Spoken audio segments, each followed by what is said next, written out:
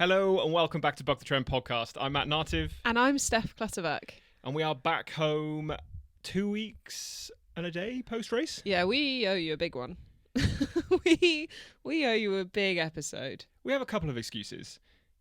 We left/didn't get our leads or cables, depends what you call them. The things These that... big wires. the things attaching the microphone to our audio box. So we had to pick up some more and... I mean, to be fair, it was next day. We very kindly lent them to Pro Tri News, and we then didn't go and collect them in the week after the race because I didn't know where they were. We were also busy holidaying. Yeah. So, yeah, sorry about that one. But we are back and hopefully going to get into a bit of more of a routine. Well, we will get back into a bit more of a routine now, whether that's here or away, but we'll get on it. We even discussed earlier scheduling this in to our weeks because it used to be and then it stopped being. But we will. This is us saying, so please hold us accountable. Steph and Matt, record a podcast this week. And this. Well, it was usually a Thursday, so if there's a better day, or we prefer, I think earlier in the week goes better. A drop, because then you got a chance to watch it, listen to it through the week, or maybe people listen on the turbo on the weekend. I don't know, but we've got winter incoming, so there'll probably be a lot of turbo in. And nothing else to do, so we'll continue recording podcasts. So we'll put up a poll. Let us know what day is better to drop. Oh gosh, I feel like we have to do what's right for us, because otherwise we're never going to do it. If everyone's like, oh yeah, I want it on a Monday morning, Steph? I'm not going to record it at the end of a weekend. But we're currently recording on a Sunday. Because I've done no training this week. Okay, anyway, regardless, let's move on. So we are back. How are you feeling firstly, Steph? I am feeling better now. I was not well after the race at all, in the slightest. Definition of not okay was me. And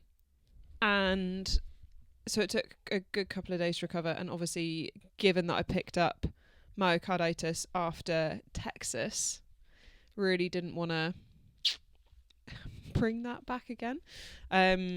So I couldn't eat after the race. I didn't eat at all that evening. Well, I tried and threw it back up really quite spectacularly. So you took me home and I went straight to bed and woke up the next morning. I kid you not, I thought I was drunk. Like, I stood up and was swaying, and I haven't had alcohol in 5 years. And I was like, I don't know what's happened. Maybe like the gel's fermented in my stomach and now I'm with all the acid. now I'm actually drunk because I hadn't eaten. My blood sugar was really low, so I literally went upstairs and ate 5 packets of Haribo. Yeah, I think you were delusional. I think you were just hungry, and like I say, I was so hungry. You did an Ironman 9+ hours in the heat. That'll do it. Quite a big day. We haven't actually debriefed the race for everyone. Should we just go back first? Let's just go pre-race. Obviously, we had a lot of sort of fun pre-race. You did the Pro Tri News live show, which was fantastic, and an absolute huge turnout. I thoroughly enjoyed it. Did you? Yeah, it was really surreal. Like, super weird. I think the week before the race, we did a lot of media, which was very new for me, because obviously I'd been there 2 years before as an age grouper, and we'd been in the Zwift house and we'd done kind of some bits for that, but it wasn't anything like we did this time round, and I had so much fun. And the Pro Tri News podcast, we had over 200 people there. Which is bonkers. Which is crazy. Just to like listen to me. Well, it wasn't listen to me, obviously. Listen to the 6 of us have a chat about the race. And it was just great. It was just a lot of fun. And a great addition. You had another female guest. Yes, Beth McKenzie. Shout out. I mean, she's also just smashed her 100-mile race. Yeah, disgusting. It is so far. But she did put up a photo on her Instagram that very much looks like I did after Kona, so that made me feel a bit better. But yeah, it was good to have like a fun panel of 6 of us, all with wildly different views and expectations for the race. So that was quite cool. And then, yeah, we kind of had a no media on Friday rule. Yeah. But we had your breakfast with Bob. We did our giveaway. That was great fun and so fun to meet. Sort of. Yeah, thanks everyone for coming. So, I hope you liked your goodie bags. So thanks again for coming to that, and hopefully we can do something similar, maybe a little bit bigger next time. But I guess a big shout out to your sponsors for helping out with the goodie bags. Yeah, for sure. Who do we have in there in the end? I think Ventum, Lever, Eco Precision. Swash, Precision. This is when I'm going to forget people because I didn't have them written down. Buck the Trend. Buck the Trend. Yeah, Buck the Trend tote bags. So yeah, thank you for coming, everyone, and thank you very much to my sponsors for helping. It was very much appreciated. Oh, and De Boer. De Boer especially. Yeah, De Boer are great. Zone 8. Yeah, and Zone 8. So yeah, race day. Race day. Yeah. Sorry. We've had the fun now. Now the real fun. Now the actual fun. So I was actually quite worried because the last time I'd done an early morning wake up pre-race was Hamburg. And obviously I didn't start the race, but for me, basically I woke up and that early alarm, I think, triggered a round of chest pain because I was breathless all morning. I felt very nauseous. And now knowing what I know, I think it was a mix of the myocarditis, but also pot symptoms, because an alarm going off at 3:30 is unusual for your body. It does stress your body. And I don't know about anyone else, but when my alarm goes off, I am terrified. Like I have fear. That's why I never set an alarm. And I think it's why I've conditioned myself to wake up so early.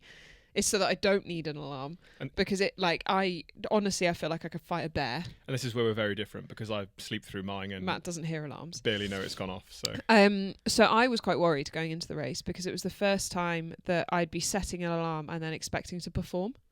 Because I can move training sessions. If I wake up with an alarm and I don't feel good, I'll just not do the session until later. But can't really say, hey guys, can you postpone Kona a little bit because I'm not feeling very well.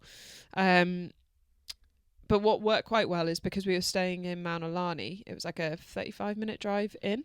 So I had a lot of decompression time to just be like, hey body, it's fine. There are no bears, there are no lions. There might be sharks, but we don't need to fight them. We're going to be okay. You wouldn't win that fight anyway. No, I'd lose that fight. And just went through my normal morning routine, drinking my coffee, having my rice and a bagel, plaiting my hair, just kind of ticking everything off and being like, you know what? We're here. We're going to go for a big day. Totally fine. Everything is in control. And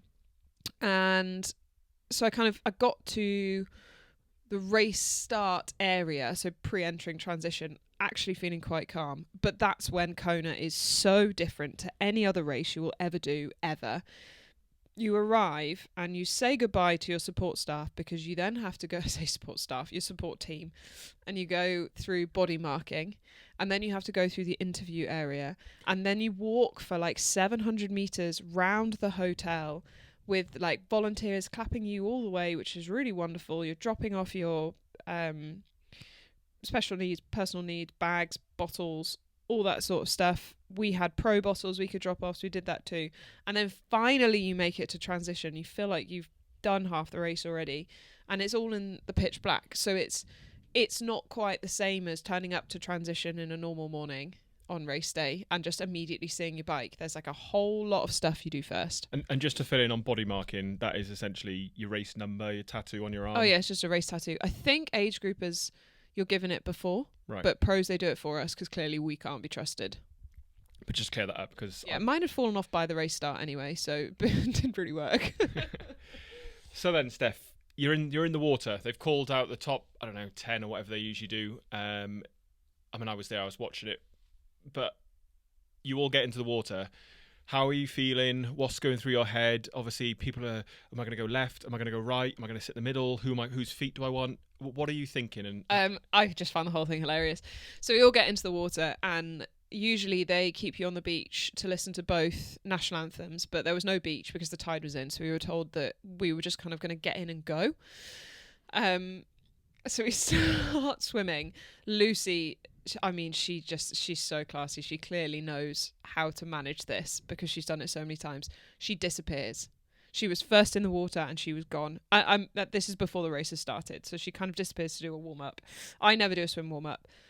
So I was just quite happy swimming to the start. My plan had been to start out on the left-hand side. So Kat and I went out. I walked in with Kat. She's my emotional support blanket. We go to the left-hand side of the race. The course start, which is about 30 meters wide. So it's a super wide start. And all of a sudden, everyone else was lined up on the right. And then they turn and look, and then everybody comes over to the left. And all of a sudden, I'm surrounded by, I kid you not, 35 women. And over on the other side, by the other black boy, that is also the start, there was no one. And I was like, no, I'm not having this. Like, my day is all about managing my stress levels. And right now, I am in the most stressful situation that I could find myself in, which is a mass swim start where you've got 35 women in the space of about 5 metres. Everyone was asking where Lucy was. Quite frankly, for most of us, it doesn't actually matter because we're not going to swim on her feet. So you just let her do what you want to do. And I made the decision at that point that I was going to move over to the right-hand side because I wanted space like over everything so that I could have a controlled start. I could start at the speed that I wanted, but fundamentally keep my breathing under control, keep my heart rate under control, and not get punched in the face and kicked in the mouth and all of those things that could set off a nervous system crash of like, oh my God, what the hell is going on? Because this was already stressful enough, so I didn't need to add the emotional stress of a hectic swim start too. Yeah, and just a panic. Oh yeah, because I have had panic attacks in the water before, so I do everything that I can to avoid that. So I moved over to the right and found myself with a really, really wonderful group of people. So it was Rach Olsen, Rebecca Clark, Lisa Patera, Julia Molo, Chelsea Sodaro, and I was like, you know what? This is probably the best place that I could be because I would like to swim with all of these women. So that's wonderful. So it was just the 6 of us out on the right or nearer the right. And we had a really, really wonderful clean start that Bex was leading the way. And we all just kind of slotted in and tried to hold on. Yeah, and it looked, I mean, I think you came out in 51... 20, 51, 30, something. 51, 40, 30 something, I think. So your fastest swim in Kona, and considering Lucy was about a minute off her record time. Yes, it was not it's not an easy swim. So the swells were really big. Yeah. And it was, so I was sat at the back of the group, quite happy. I like to stay out of trouble, but I'm constantly sighting and looking forwards just to check for any gaps because I don't want gaps to open up. And we all kind of stayed together until kind of, I think it was maybe halfway back. And there was a gap that opened up in front of Hannah Berry. And actually what happened is her swim skin had come open, which was super unfortunate. And at that point, you basically become a parachute. So I saw that. I was like, oh, I'd like to minimise that gap. But I was just a couple of strokes too slow noticing it. And that's when the gap started to go out. But I kind of ploughed on because my swim strategy had been to pick it up in the back half or the back quarter anyway to bring in my leg kick because we're hoping that by stimulating blood flow through my legs and trying to get that calf pump working, it would send the blood back up to my heart, which would prevent dizziness on getting out of the water. So I was like, yeah, it's kind of the race plan anyway, so let's just go ahead with it. Kicked on, the gap grew out, like I said, to about 30 seconds, so like maybe 40 meters. I caught up Indy, which was nice because like 40 meters in those swells, like you can't quite see, so then when you see someone drop off the back, you've got like another reference point to go after. And yeah, just I felt really strong, like I felt really good in the back part of the swim, which is exactly what I wanted. So came out the water, no dizziness other than general like, oh, I've just been in a washing machine and now I'm stood on dry land, like a bit and woozy. Running very quickly towards my bike. But no actual dizziness, so that was good. Yeah, and a good transition and onto the bike. I think this is what I was most impressed with, is we had no idea how the bike was going to go in terms of, you've been riding well, we've gained a good bit of fitness from the altitude camp you did, but it was really good to see sort of the pack dynamic almost play out a little bit. I felt like you hung into a really, really solid group that we don't often see in the women's field, but there must have been 10 plus women in that group at one point. Yes. Yeah, so there was Lucy went off the front, Taylor was in pursuit. And then you had, I think it was Holly Lawrence who was holding third, and then this group that was forming behind. So you had Indy who was bridging up to that front bit, and then you had people that were dropping back from the front bit with kind of us also semi coming through. So it ended up this like ridiculous group of people that by kilometre, I don't know, 45 was being led by Kat and Laura. And I was sat in there and I was like, I'm I'm actually fine. My heart rate wasn't working, which was super annoying. But we kind of had in mind the power that I wanted to be pushing, and it was very conservative in my mind compared to what I have delivered in a full distance before. Not compared to what I've delivered in Kona. I was looking to push more power than I delivered in Kona before, which is hilarious considering I was less fit in my mind. But I was really happy. I'm in a really good headspace, and I haven't actually ever made it to kilometre 50 in Kona on the bike before feeling good, because the first year I had back pain, and then the second year I was throwing up. So to be there and be like, I'm happy, I'm in control, I'm not too hot, I am fully aware of everything that I'm doing. I'm sat with the light on, what is it, orange, and that's the race ranger light, sorry, so that you know the distance you are to the people in front. And on a course like Kona, where it's really rolling, I actually think it is a little bit more beneficial to sit slightly further back, because otherwise you're surging forwards to keep it in blue and then braking when you get too close, which is a really inefficient way to ride. Whereas we saw Patrick last year, he would sit at the back of whatever group he was in, and he would take up the space that he needed to take up so that he could keep his power as level as possible. And he wasn't having to surge upwards of 400 watts to then like ghost pedal and put out no power, because it just, over a full distance, you're burning matches every single time that you do that, and it's totally unnecessary. So I feel like I was making really good decisions, and I was fueling well, and I was confident in my fueling. But I knew that I would also be confident in not following as soon as I needed to not follow the group. Yeah, and I think we did that, or you did that, sorry, which was really good. And then, like I say, that group, you came in, I don't know, was it 14, 18 minutes from the front? Yeah, so there was a bit to the story between that. So we had Jocelyn McCauley join us. So Yes. she was riding really well, and kind of came upon this group, and I don't know when it happened, but she got a penalty, as did Julie Yamolo. And being at the back, like, it's really difficult to see all of the lights, because I don't have my glasses on anyway, but also distances and like if people are slotting in and stuff. But the group was concertinaing quite dramatically up these hills, and then you've got the stronger cyclists that are kind of, or people of different weights that you're traveling with different momentum up hills and stuff. So it's, if you're in the group, it is very, very hard to manage. I was off the back but with them all the way to the Hawai'i climb, and made the decision as soon as we got past the first aid station at the bottom of the main climb, which is 9 kilometers long, that I would ride at my power and I would let the group go, because the race has not even started when you get to the foot of Hawai'i. You haven't done the hardest part of the course yet, and you also haven't hit the hottest part of the day. So I wanted to make sure that I was fully in control. I was quite happy riding up. I had Regan behind me. She had a one by, which just looked so hard. But we both basically had the same approach, like ride our power, and it will pay off. And for Regan, it really did. She had an absolutely amazing day. So we get to the turnaround, and I see Jocelyn and Julie in the penalty tent, and I was like, oh, okay. Well, at least that's another two, because I'd lost the group by this point. So I was like, there's another two women to probably come back past me, because they were both ahead.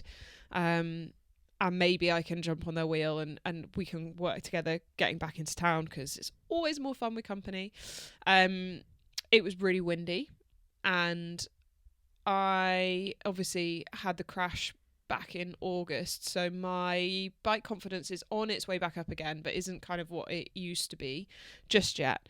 And Regan was absolutely nailing the downhill, like absolutely nailing it, and she bridged back up to the group that had dropped us on the uphill. Like, what a way to ride your bike. You don't even have to try that hard on an uphill, and then you just catch them back up on the downhill, like winning.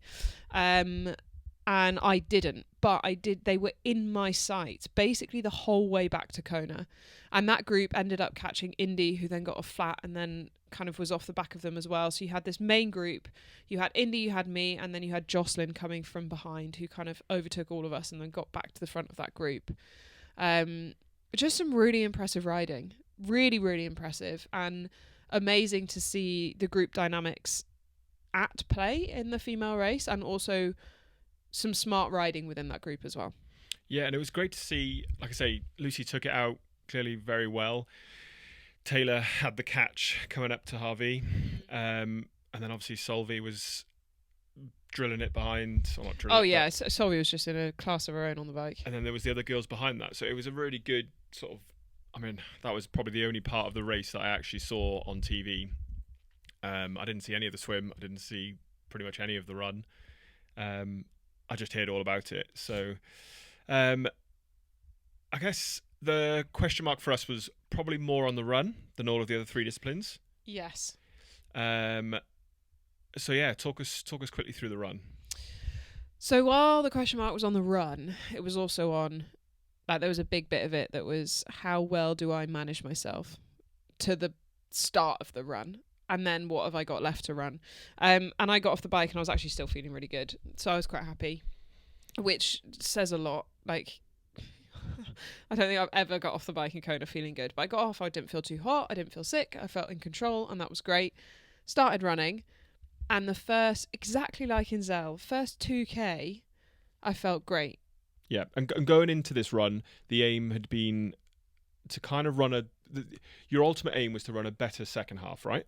Yes, I failed. But yeah, but running a better second half, not necessarily in speed, but just in composure. Yeah. So the ability to just just keep moving forward, basically. And I was just going in with what our understanding was and how we'd try to address it from the start. So yes, you didn't hit that, you said, but ultimately that is the aim. And it's almost, I mean, you don't see many people do it. Kat did it. I think she was the only person in the race that did it. Yeah, so I started running and I was like, oh, I'm actually feeling good. I'm feeling good. Like, this feels super controlled. I wasn't running hard, but I was running well. All the good things and the things that you want from an Ironman run for the first 2K. And I got down onto Elite. I was like, okay, yeah, still feeling in control. I saw the Ventum guys. I gave him a smile and gave him a wave and was like super happy, super positive. About 200 meters later, I hit the bottom of the hill that is just after Huggos, and I thought I was going to pass out. It was like instantaneously levels of dizziness and nausea that I don't think I have ever experienced.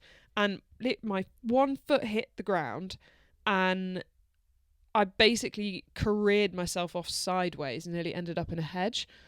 And it was so bizarre because it was like a light switch. It was like I had literally just flicked a switch and it had turned on, rather than it kind of coming on over a couple of footsteps. And just to be able to picture it, kind of like you saw with Lucy and like you saw with Taylor, just the inability to sort of control your limbs. Yeah, no ability to control limbs or direction of movement.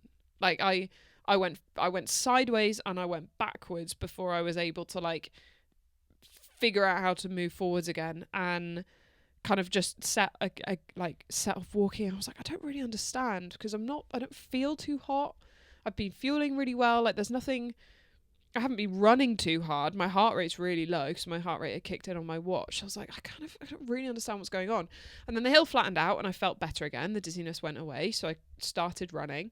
And then the next time I hit a hill, exactly the same thing happened again. It was like someone switches on a switch and I have so much dizziness that I can barely see the road.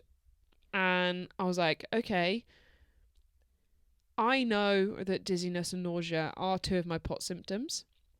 We're becoming friends.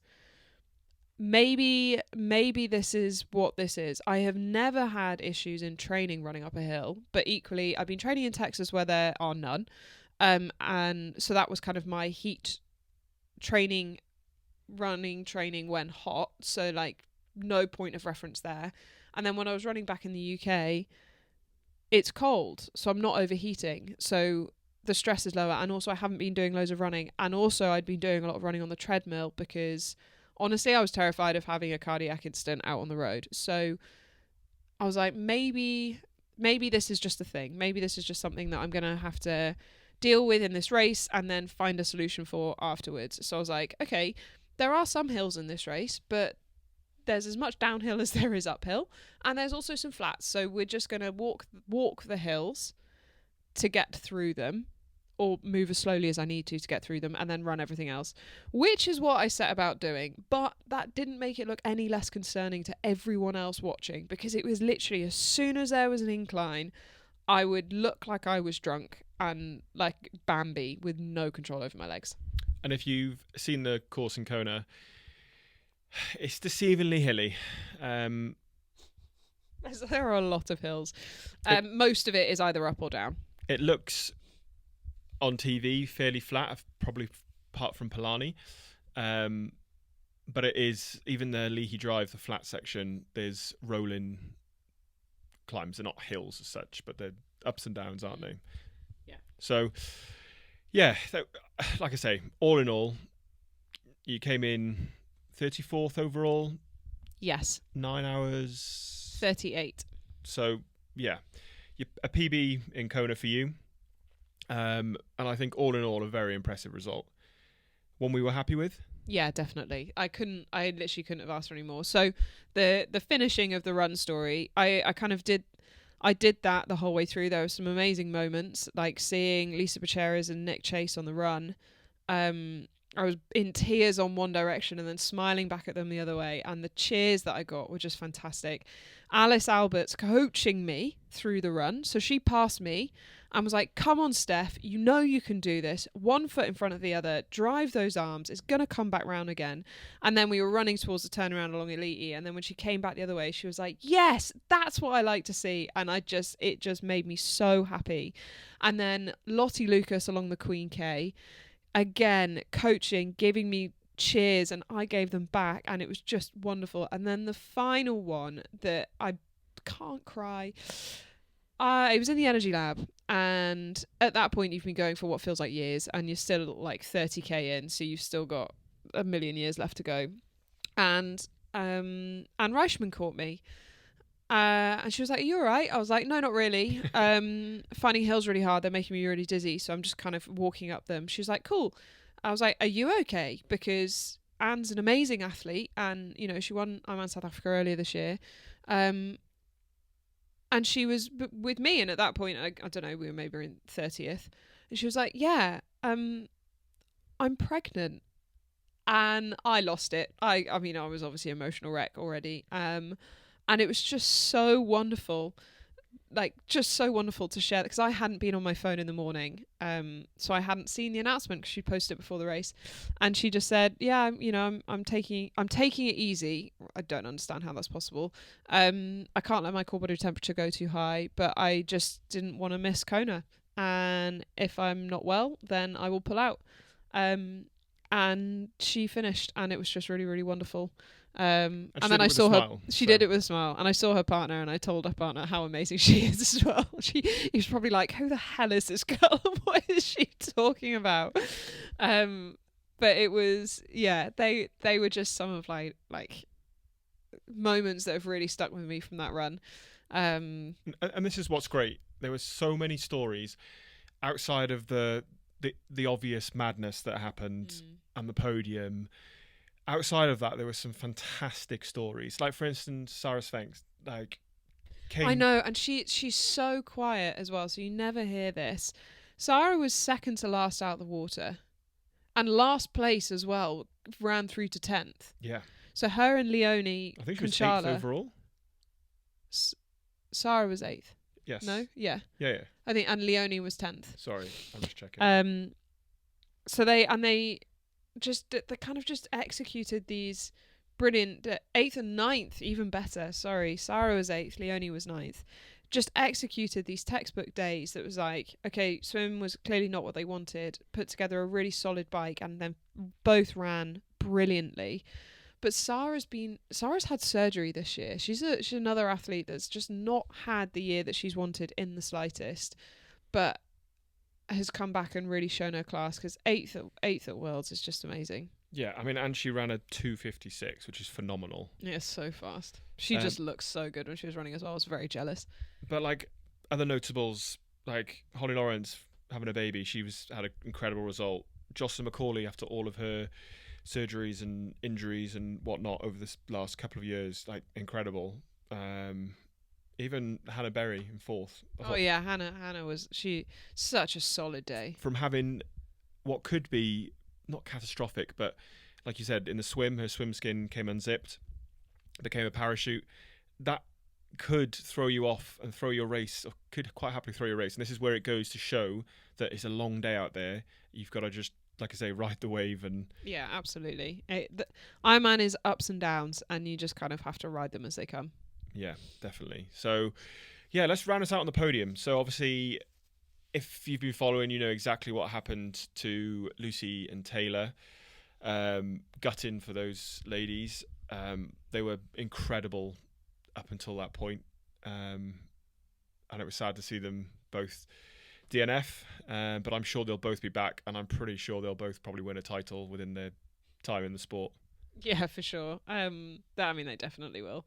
I think what we saw, probably for the first time in a long time, was two women fighting for the lead.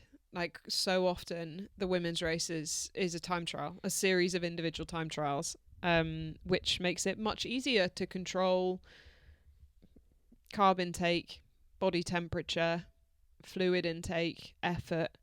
But when you are head to head and the lead is toing and froing, I think it can be quite easy to almost get lost in that a little bit. And it was either going to be lost between that it was going to be Taylor or Lucy, or it was going to be Kat or Laura, because we had exactly the same thing as we did in Hamburg. Kat and Laura together from so early on in the bike. But that didn't happen. So yeah, it was remarkable, actually, to because I obviously wasn't seeing what was going on, but I had people giving me updates, and every single time I saw someone that was giving me an update, they were telling me something new, and there were only like 10 minutes between updates. It was absolutely absurd how quickly things were shifting and how much things were changing. And so much respect to Reese for pulling Lucy off the course. We know how hard that is, but it was absolutely the right decision, because the energy lab is so far away from town. Like, she was only going to be getting slower. So you're thinking that could be another 55 minutes to 1 hour still out in that heat. And that's best case. Which is not right at all. And then obviously we hope Taylor is recovering well. I don't know if she's racing Marbella in a few weeks. I guess we have to wait and see. Are either of them racing? Do we know? I mean, they're both on the start I don't know. list. So I'm not sure. We will see. But yeah, it was a race for the ages for sure. And Solvi was, we have not talked enough about her. She was outstanding, absolutely phenomenal. The best athlete on the day, crossed the line first because she managed herself the best. She, that there is, you can never argue with that. The world champion is always the best Ironman athlete in Kona on that day. And yeah, okay, the two ahead of her crumbled, but you don't, like, that doesn't mean that she doesn't deserve to win. Like, she was amazing and she ran so well, and it's her first time in Kona, and it was just such a mature and brilliant performance, and it was so brave on the bike, and she was running so well along the Queen K. So I'm so excited for her, because I think she'll win again. I believe that.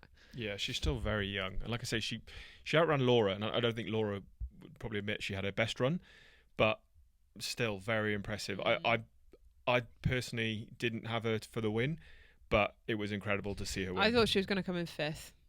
Yeah, I thought she could creep an outside podium, but because she's very consistent over all three. Yeah, she's just well, super when I good. say very consistent, she's just very good. She's excellent. Over all three. She's excellent and consistent.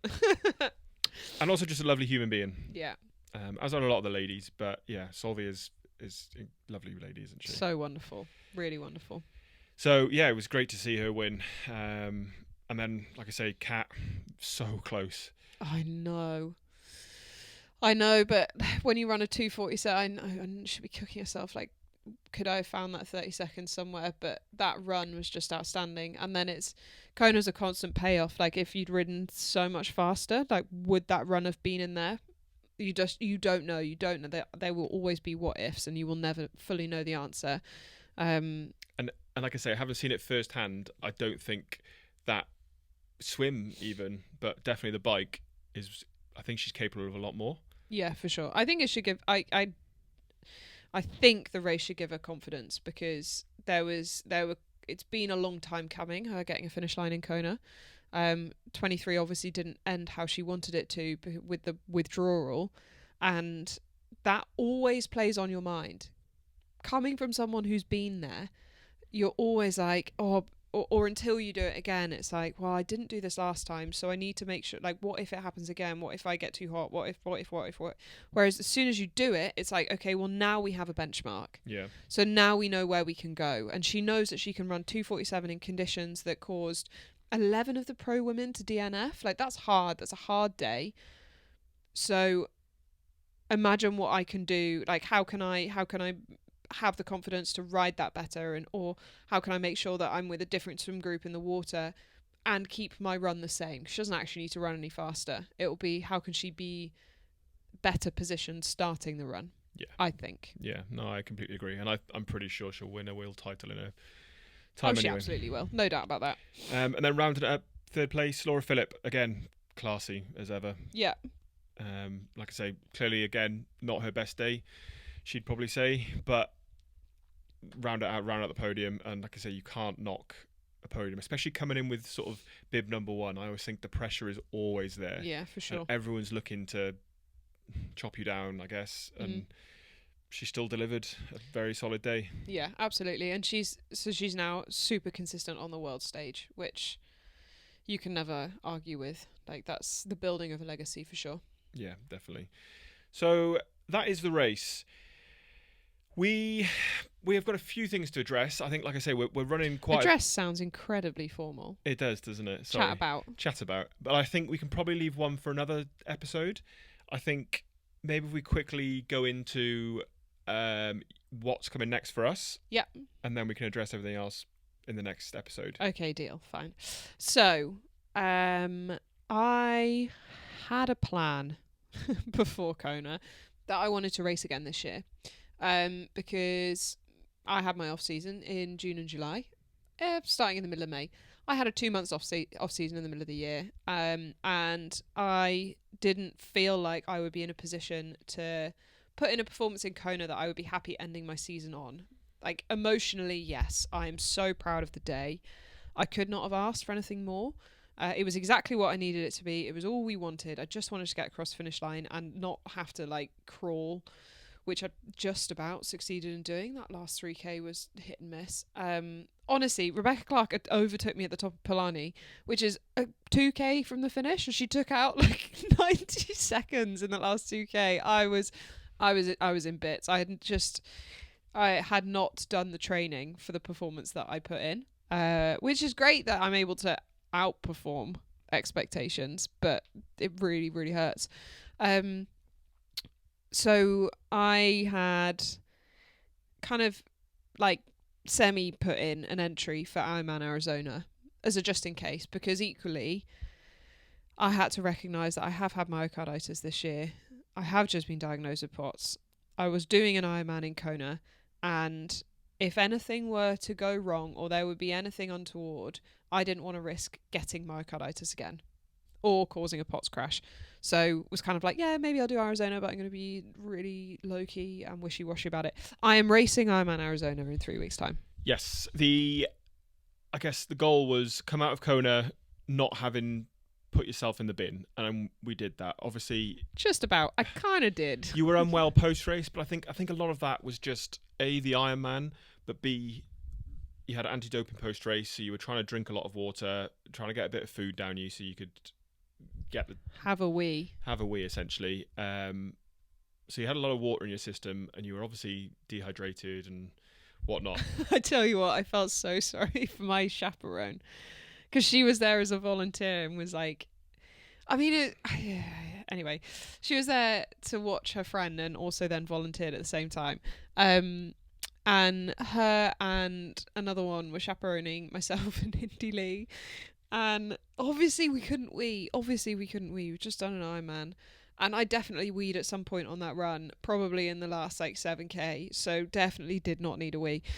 So her and a mate were sat in the pro compound, I don't know what to call it, the pro area, where everyone was sat eating the food and drinking, etc. And I was drinking so much to try and like get some fluid in to need a wee.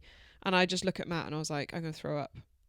And he was like, no, you're not. I was like, no, I really, really am going to be sick. At this point, I thought she was joking. I've had this before, and she's been fine. So I just figured, oh, she's fine. She's just needs to just ride the wave. She clearly feels a bit unwell post-race. Normal. She's okay. Suffice to say, I was not lying. But what I felt most bad about was this anti-doping chaperone was watching me throw up all the fluids that I just put in myself to need a wee. I was like, oh God, this is... Because it was just water. It was a whole lot of water coming out. Anyway, yeah, so that was fun. 2 hours? I think it took 2 hours. Which isn't so bad, but it took 2 hours for me to need a wee. So I had to go and wee in a pot and threw up in the anti-doping toilet at the same time. So that was thrilling. It's disgusting. It's so, like, post-race is vile. Yeah, too much information there, Steph. Sorry. So, thanks. Just a bit of reality for everyone. That, yeah, even when you come 34th, you do get drugs tested, which is great. And it's not all sunshine and rainbows. No, it really wasn't not well. Yeah, so that I guess that's the being unwell, but I was absolutely fine the next day, so it was all right. So, Arizona. Yes. We won't go past that because we don't know what's past that. We don't know what's past that, but we're on track for Arizona, hopefully. So yeah, watch this space, like I say. Yes, training isn't really changing much. So I joked earlier that I haven't done any training this week. I have officially done 13 hours and 20 minutes of training after having done approximately 3 last week. It's actually gone quite well.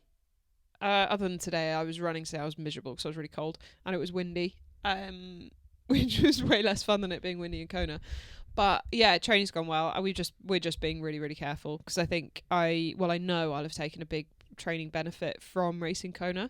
So 2 kind of easy weeks to 1 week off and then 1 build back just to make sure I'm properly recovered. And then next week looks spicy. So that's fun. Yeah, so any recommendations in Arizona? It's Tempe?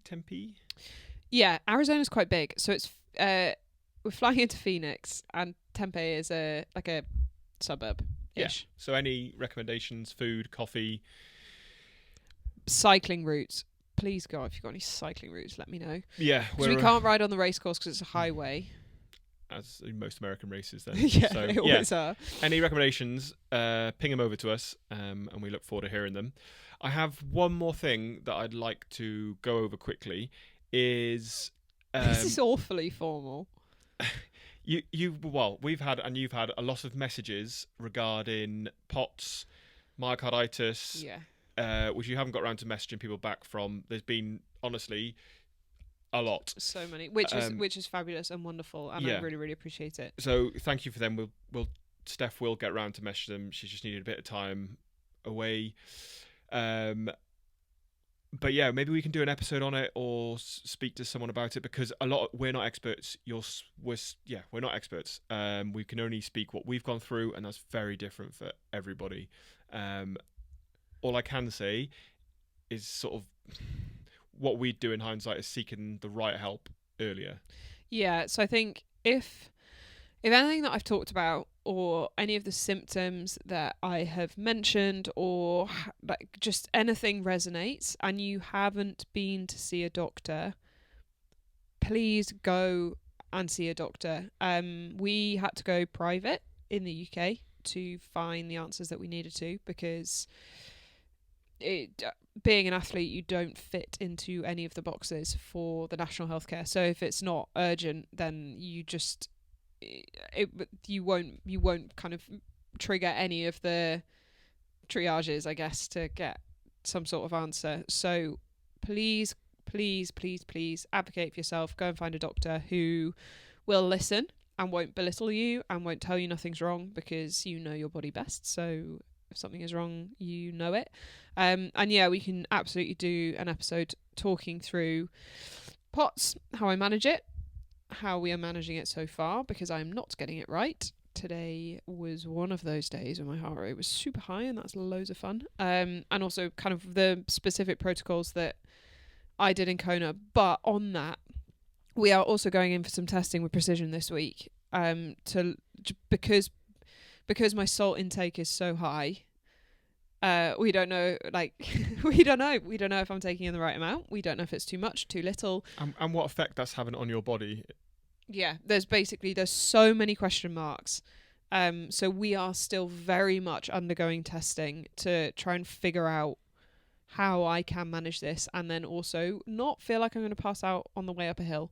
Yeah. Would be preferable. So yeah, thank you everyone for your messages. There were loads that came through after the reel that Ironman posted. I have been totally and completely overwhelmed this week, if I'm totally honest, with jet lag and the post-race and emotional come down and everything that happens when you achieve the thing that you have put months of work into. So I've kind of needed to disconnect from everything, absolutely everything this week. But we will come back to it, and I will get around to messaging everyone and sending kind of my experience, because that's the other thing. Just because I do it, it doesn't mean it's the right thing, and everyone with POTS experiences it very differently. So therefore, the ways to manage it will also be slightly different. So there's always a big asterisk and caveat. Yeah, but thank you again for the messages. We do appreciate them, and Steph will get round to replying. I will. This is me holding myself accountable. Other thing, obviously, next episode we will discuss our latest announcement. If you don't know what that is, then tune in and listen in for that one. Second one, we've got some more fun announcements coming up soon for the podcast, B yourself. Probably more A yourself first, B the podcast. Oh, it's okay. We all know that you think the podcast is a priority. So yeah, tune in next week. When are we gonna commit? Oh, we're not committing. Okay. Well, because we haven't even decided when this episode's going out. Okay. Well, anyway, we'll end it there. But thank you again for listening this week, and we will see you again soon. See you in the next one. Bye. Bye.